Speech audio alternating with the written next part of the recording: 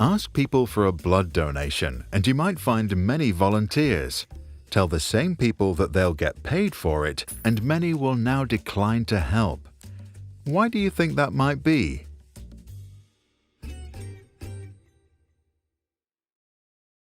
Self-determination theory argues that we do what we do because we are motivated by three basic needs that drive our behavior more than anything else. First comes autonomy. We desire to have the freedom of making our own choices and not be forced to do something we don't want. Second is competence. We want to feel that we have the skills required to do the work ourselves and not be confronted with tasks that we don't understand. Third is connection. We want to experience a sense of belonging, of being needed, and not feel useless or like an outsider. We can think of motivation ranging from non-self-determined to self-determined. On the left, we have amotivation. In the center, extrinsic motivation. And on the right, intrinsic motivation. In terms of quality, they range from lower forms to higher forms. Along this spectrum are, according to self-determination theory, 6 distinct types, represented here by Anton, Mary, Tai Chi, Abani, John, and Lalisa, who all have to study for a major exam. Anton does not understand the topic and therefore feels disconnected to the material. His need for competence remains unsatisfied and undermines his autonomy, leading him to lose control over the situation. As a result, he begins to think that school is pointless. He experiences amotivation. Mary likes to learn when she knows that if she does well, she will be rewarded. But when no one is around to stimulate her, she feels disconnected.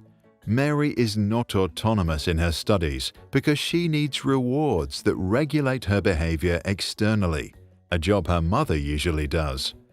This stage is called extrinsic motivation, externally regulated. Tai Chi strives to win or match the performance of others. When he's not among the top, his desires for competence and autonomy are not satisfied. He feels guilty when he can't be as good as others. The root of his behavior is therefore external. This stage is known as extrinsic motivation, introjected regulation. Abani values learning and sees herself as a good student. To her, getting good grades is important because it confirms her self-image. Despite the fact that she doesn't feel connected to the material, she does well because she regulates her behavior by identifying with the idea of being a good student. She's motivated by an ideal. This stage is called extrinsic motivation, regulation through identification.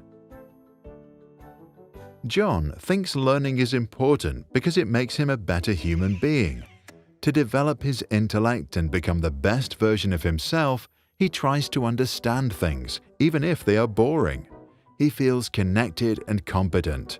But since his behavior is regulated by the desire to live up to an idea, he is still not fully autonomous. This stage is known as extrinsic motivation, integrated regulation. Lalisa learns things because she is curious and enjoys it. She can feel completely connected to the material and often loses track of time. Studying gives her a deep sense of satisfaction.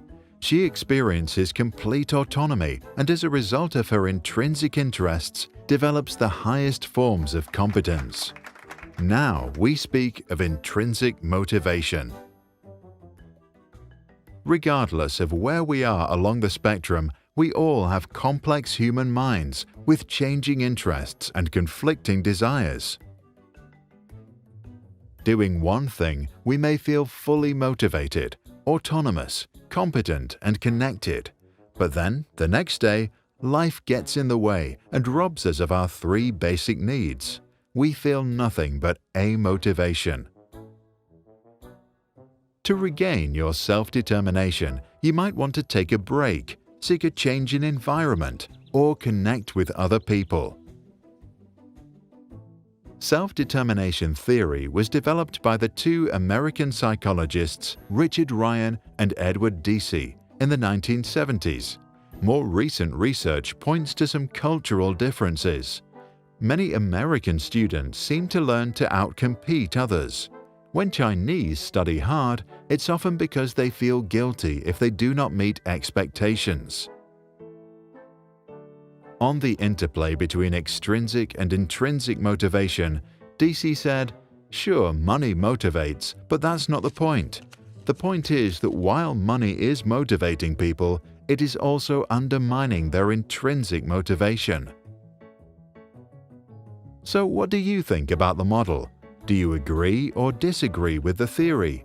And what do you think about extrinsic rewards? Share your thoughts in the comments below and let us know what motivated you to do so.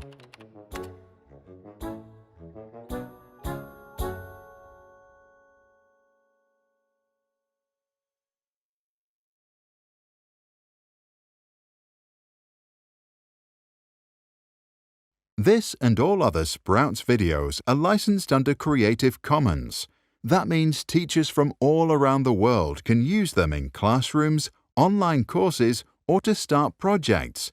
And today, thousands already do. To learn how it works and download this video without ads or background music, check out our website or read the description below. If you want to support our mission and help change education, visit our Patreon. That's patreon.com/sprouts.